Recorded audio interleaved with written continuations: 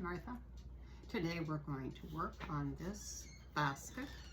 I'm going to teach you how to start it, how to start the coil, how to put in an inset, and on another video I'm going to show you how to do the beads to finish it off. Okay? Now, 1/2 yard, 2/3 yard of this blue fabric would be plenty.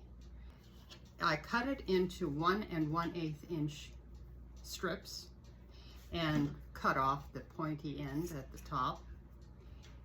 Then also I use this, where did I put it? Right here.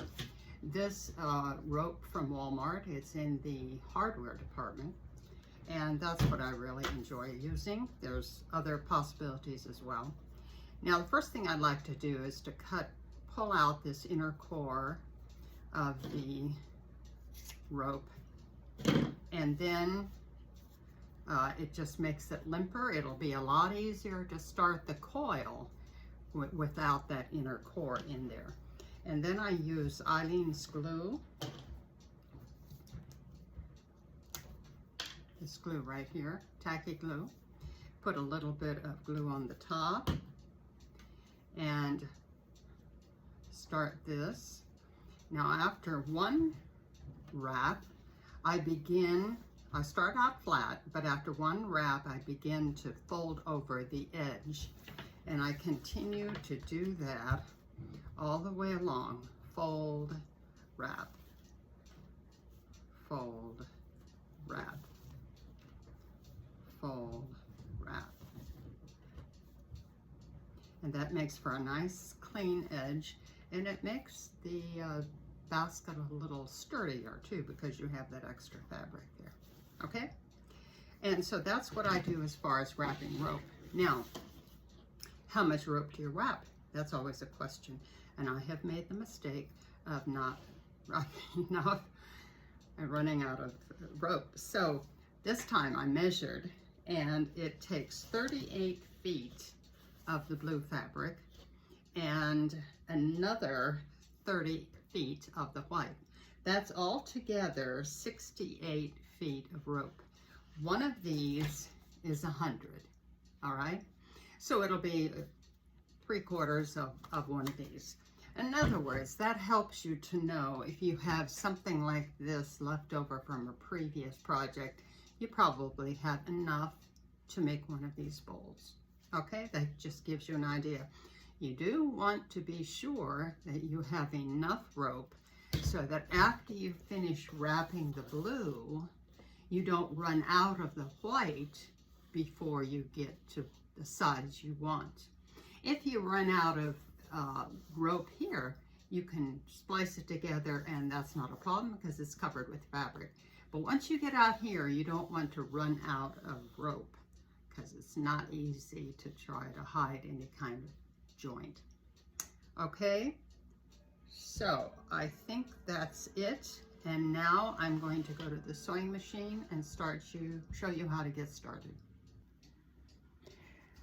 So I'm going to start coiling this, forming a coil to start my basket. And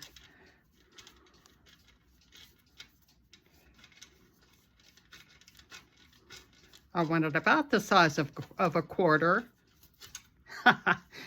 This happens a lot.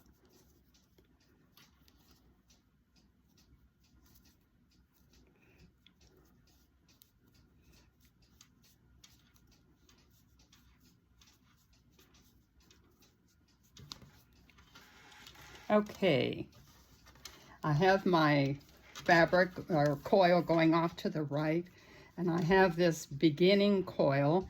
I'm going to sew with a straight stitch and I'm going to make a straight line up and down and then pivot and do a pie-shaped design.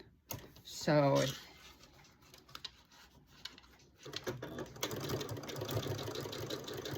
I go all the way to the bottom, and then I'm going to back up halfway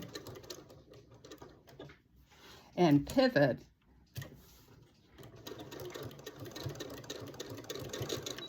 all the way back to the top, and then return to the midpoint, pivot again. It's like cutting a pie into 6 segments, and then bring it back to the center. This time, when I come back to the center, I will go to my first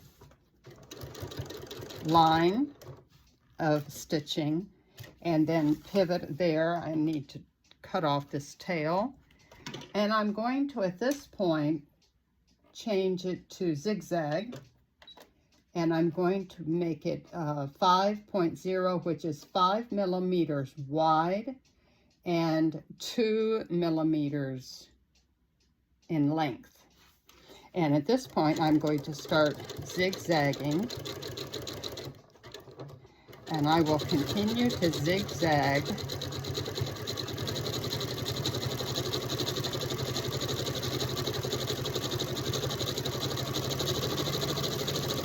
and how big do I want this coil to be? Well, here is my inset piece.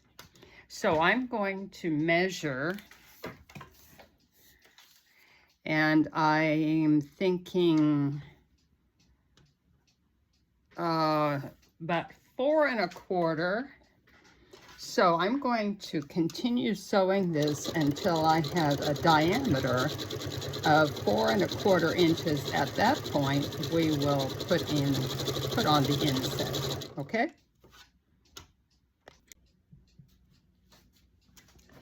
So here I have my coil and the piece I'm going to use as an inset, and I have plenty of room around the outside, so that's good. And here I have a piece of, it's actually fusible fleece, but I'm afraid it doesn't fuse very well, so I end up just gluing it. And I'm going to put this on here, draw around this,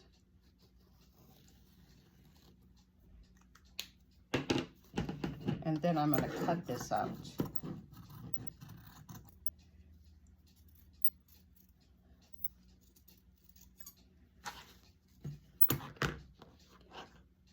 Now here's where you have to pay attention, because you want this to go off to the right, and this will go up here.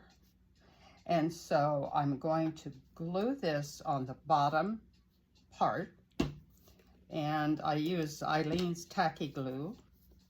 So I'm going to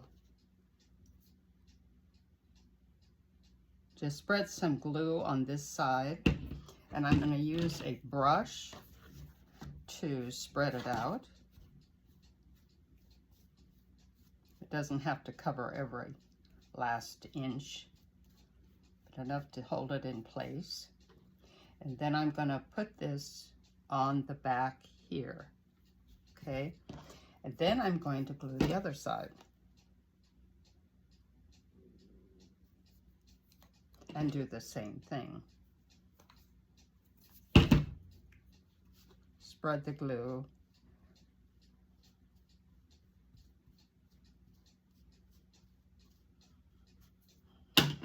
Now, this is where you need to pay attention, because you want to be sure you don't put it on this side and this thing goes to the left.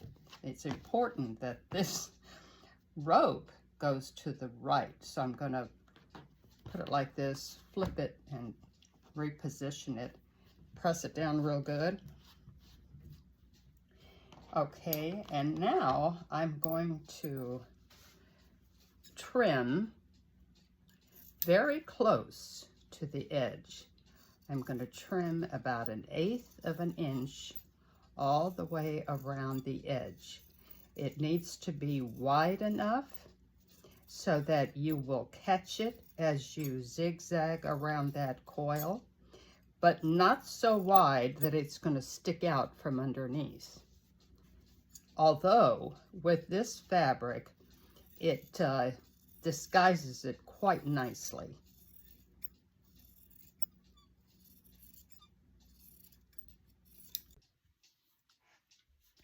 Now I am ready to tuck in this edge, and right here where this rope starts, I'm going to put a tiny slit that will enable me to move the rope to the outside and the excess fabric to the inside. And I'm going to start right here, zigzagging,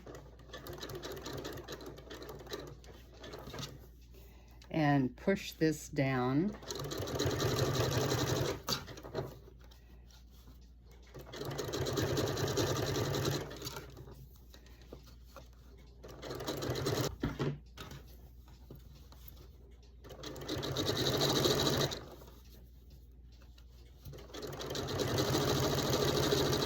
Now I have come back to the beginning, and I'm going to put a pin here to make this my point of reference so that I'll know each time I complete a rotation.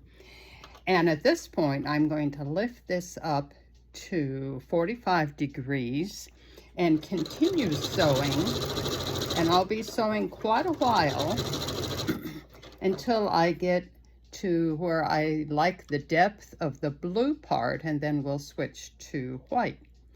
So I will go on for a while, and I'll talk to you again in a bit. I believe I have the depth that I would like to see in this bowl, and I have come around to the reference point, the pin that I put in here. I'm going to sew up to that point and then switch to white thread and continue on a ways with white thread. I have finished the bowl.